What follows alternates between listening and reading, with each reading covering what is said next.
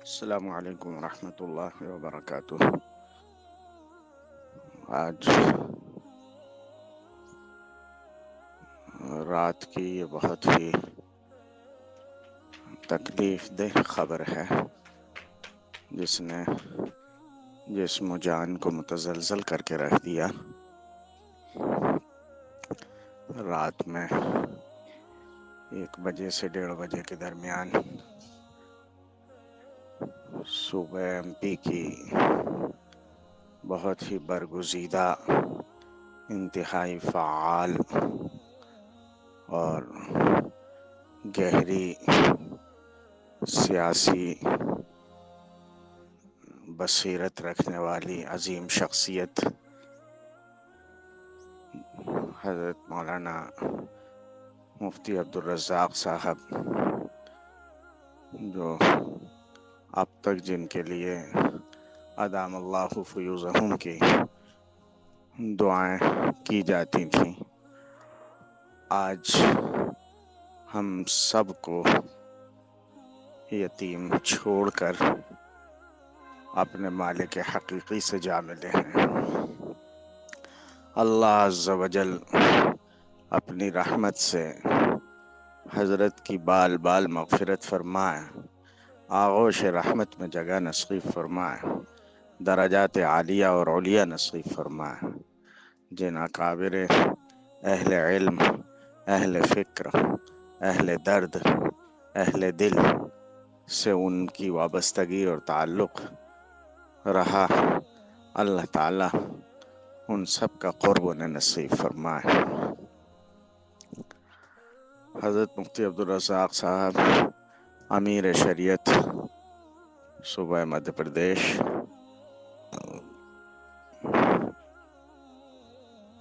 ایک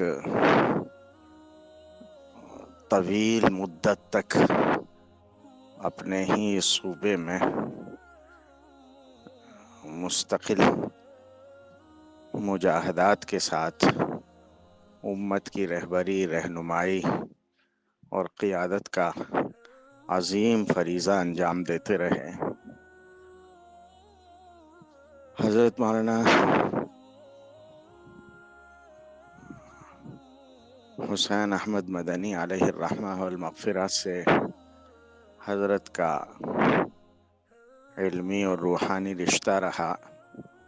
اس کی وجہ سے حضرت میں جہد مسلسل اور امت کی سارے جور اور ظلم اور بے اعتنائیوں کو گوارا کرتے ہوئے مستقل امت کے لیے تڑپ اور فکر اور مسلسل اسفار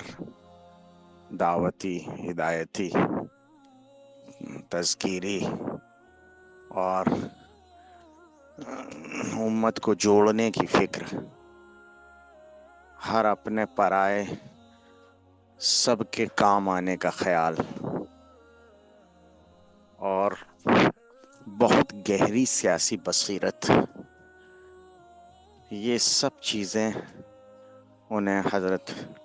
مدنی رحمۃ اللہ علیہ کے قلم سے استفادے کے صدقے میں ملی تھیں، اور یقیناً انہوں نے ان ساری ہی نعمتوں سے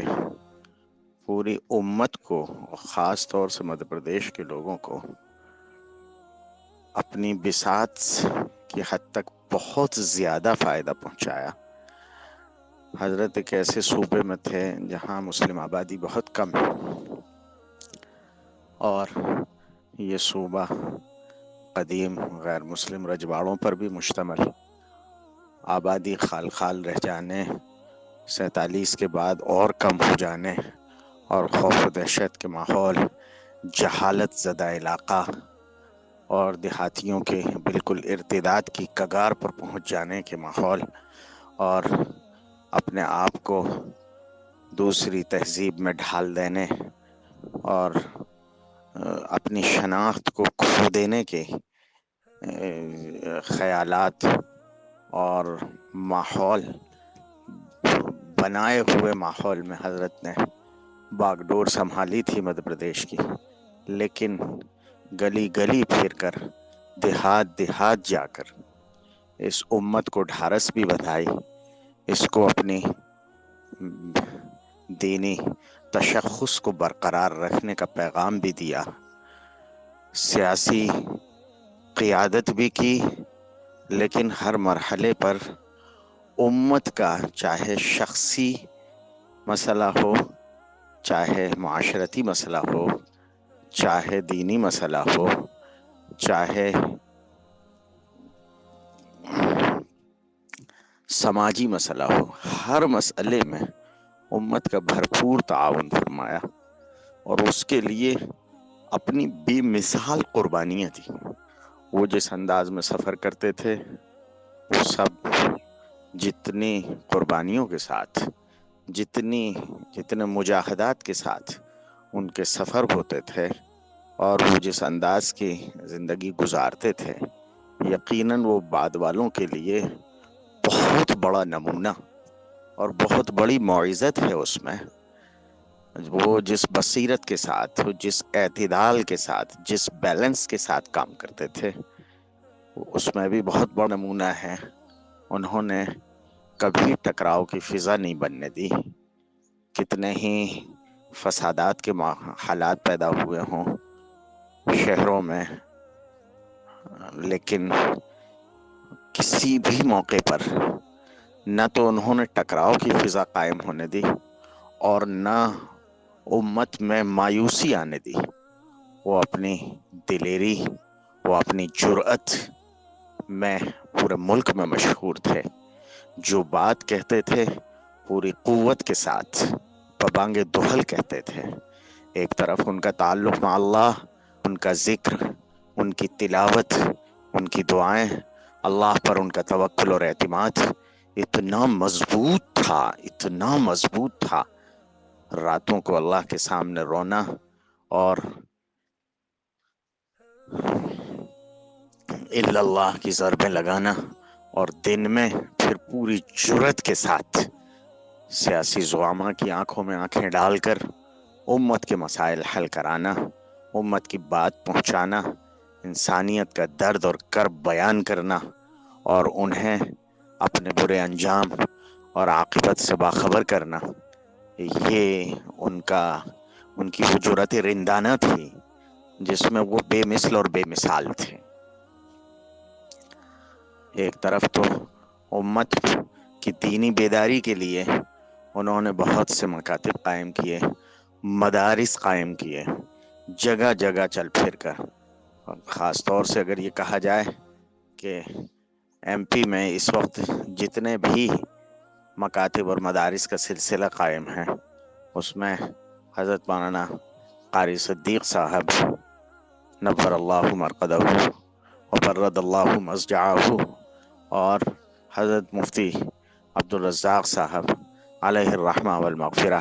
ان دونوں بزرگوں کی بے پناہ خدمات ہیں